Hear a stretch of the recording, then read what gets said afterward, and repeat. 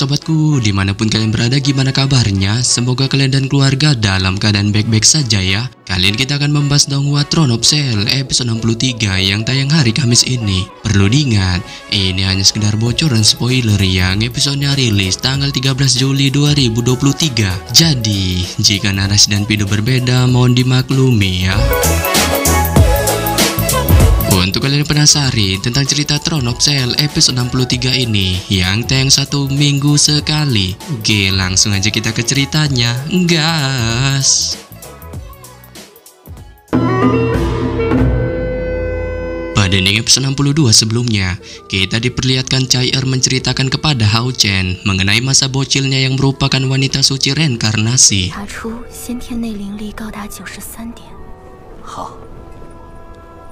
Yang mana dahulu kala, ada seorang gadis kecil ajaib yang memiliki kekuatan spiritual bawaan yang sangat tinggi, dengan digadang-gadang sebagai titisan reinkarnasi wanita suci. Bahkan semua orang dari kuil assassin sangat girang dengan penemuan gadis kecil ajaib ini, termasuk kedua orang tuanya yang merasa amat bangga, sehingga membuat gadis kecil itu pun sangatlah bergembira. Namun tanpa diduga, kegembiraan itu pun sirna setelah ia dicampakkan dan diasingkan di dalam gua yang gelap, yang membuatnya merasakan kesepian yang amat mendalam dengan dihadapkan oleh ujian yang sangat-sangat brutal yang membuatnya bertanya-tanya, kenapa harus dirinya?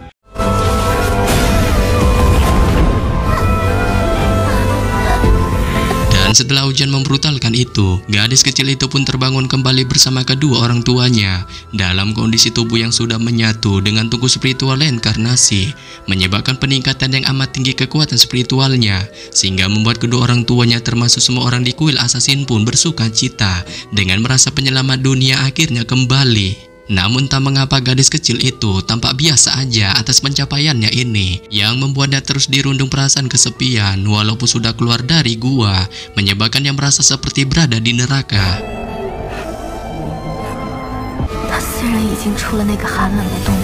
Sampai suatu hari ia memberanikan diri untuk healing dari kuil assassin dan bertemu seorang bocil laki-laki perkasa yang selalu melindunginya walaupun dirinya sudah bonyok, yang ternyata itu adalah Mamang Hao Chen.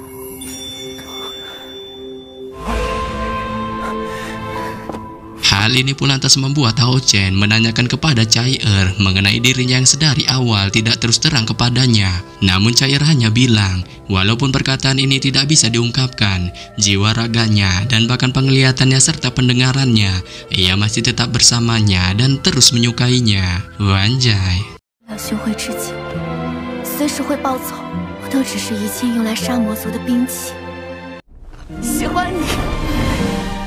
Dan setelah cerita masa bocil Chai-Er, keadaan benteng pengusir iblis pun pada saat ini kembali tenang. Namun walaupun begitu, para anggota pemburu iblis terus berlatih dan meningkatkan kekuatan. Sampai tibalah seorang prajurit melaporkan tentang peta rute pasukan makanan ras iblis yang berhasil dipecahkan, menyebabkan para tim pemburu iblis pun dikumpulkan. Dan berhubung pasukan COD iblis akan mengantarkan pasokan makanan ke wilayah ras iblis, Goenji pun mengutus tim pemburu iblis untuk membantai mereka.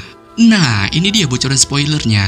Setelah Goenji mengutus para tim pemburu iblis untuk membantai tim iblis pengantar pasokan makanan, memanfaatkan kegelapan malam, para tim pemburu iblis pun maju tanpa suara di sisi kota pengusir iblis dengan bergerak turun sampai mencapai dasarnya sebelum melesat ke arah utara untuk OTW menuju kamp pasukan iblis yang bisa mereka lihat dari jauh.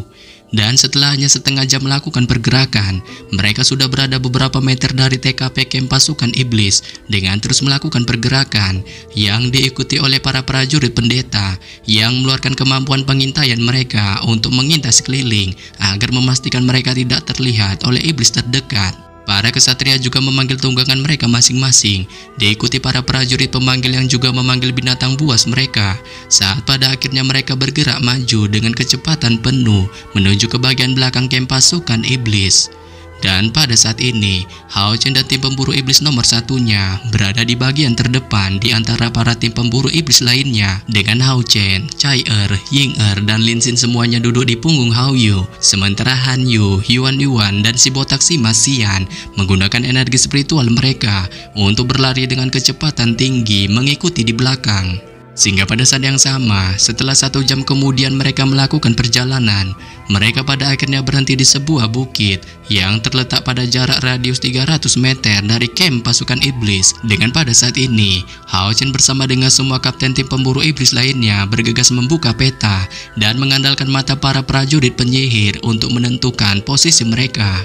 Namun setelah pengamatan di dalam peta ini, Hao Chen tiba-tiba menunjuk jalan tanah datar yang terletak di bagian bawah bukit dengan memberitahukan bahwa tempat itu merupakan rute jalan yang akan diambil oleh tim logistik pasukan iblis berdasarkan info yang didapatkannya di benteng pemburu iblis. Dan mendengar info yang diberikan Hao Chen, Yang Wenjo yang memperkirakan Fajar akan datang dalam 1 jam lagi menyarankan untuk membagi rute penggerebekan kamp pasukan iblis di masing-masing tim. Namun Hao Chen yang merasa pesimis dengan tim pemburu iblis nomor 1-nya, terutama Ying Er yang selalu melakukan pemanggilan nyelenehnya, meminta bantuan kepada tim pemburu iblis lainnya untuk bersedia merelakan salah satu prajurit pemanggil mereka yang memiliki kemampuan memanggil binatang ajaib terbang untuk ikut bersama mereka.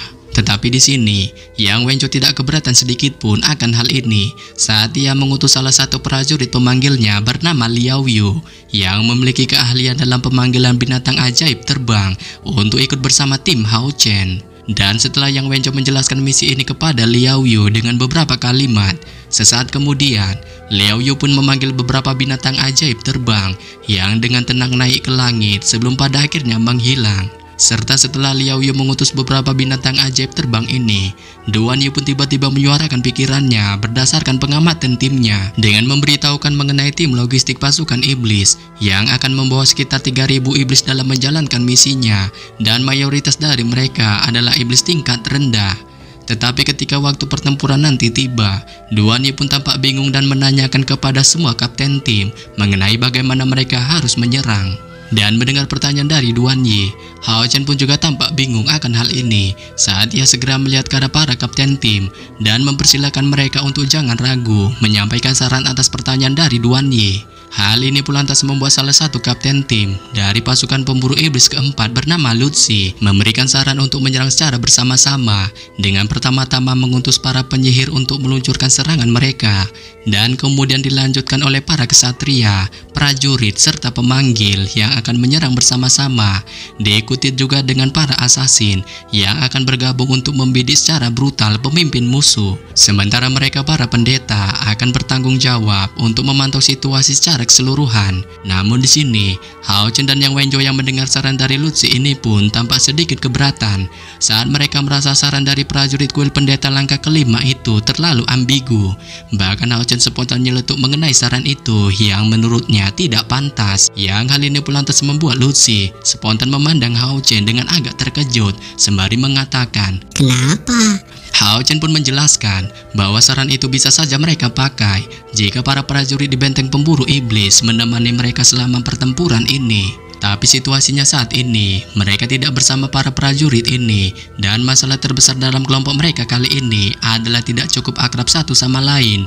Dengan demikian, dalam keadaan seperti itu, menghadapi ribuan pasukan iblis ini akan dianggap sia-sia, yang kemungkinan saja bisa-bisa memecah belah kekuatan mereka, dan dipastikan misi ini akan sulit dicapai. Lalu jika saran itu tidak bisa digunakan, Lutsi pun meminta Hao Chen untuk menyuarakan pikirannya mengenai tindakan apa yang saat ini harus digunakan. Saat Hao Chen memberikan saran bahwa setiap tim pemburu iblis harus bertarung sendiri, mencoba membobol pasukan iblis dari lokasi yang berbeda-beda, dan meluncurkan serangan mendadak yang berisi kemampuan terbaik mereka dari posisi yang berbeda pula pada setiap sisi pelarian tim logistik pasukan iblis dalam waktu singkat. Tetapi di sini, Lutsi merasa saran dari Hao Chen ini terlalu barbar, yang kemungkinan akan membuat masing-masing tim pemburu iblis dihadapkan dalam bahaya.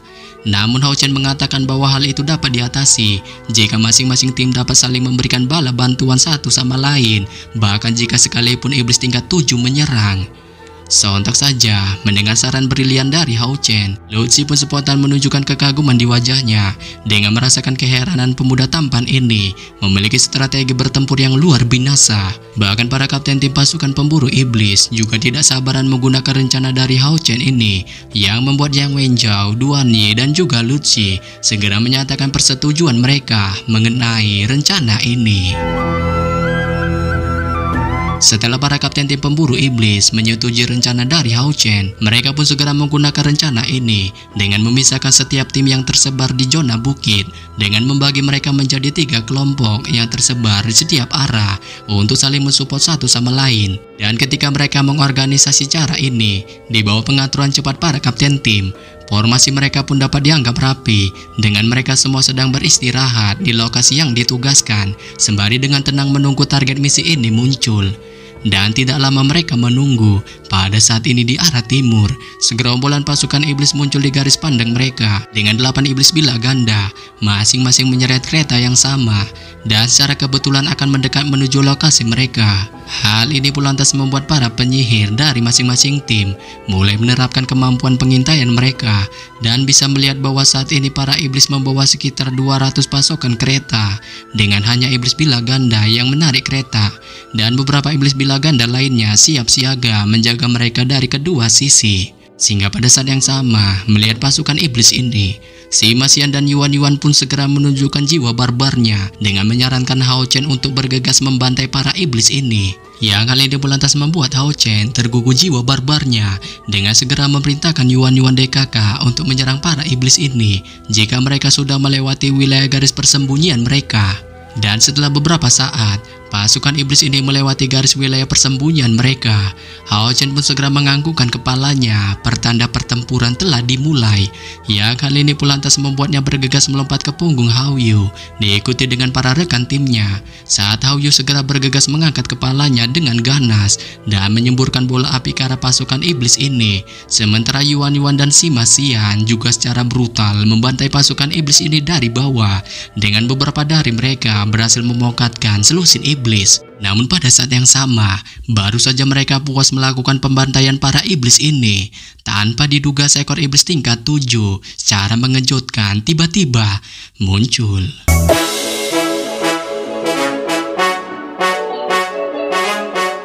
Yap. Sampai di sini saja saya menyampaikan bocoran spoiler Throne of Cell episode 63 yang baru tayang Kamis ini. Akhir kata saya ucapkan bye-bye.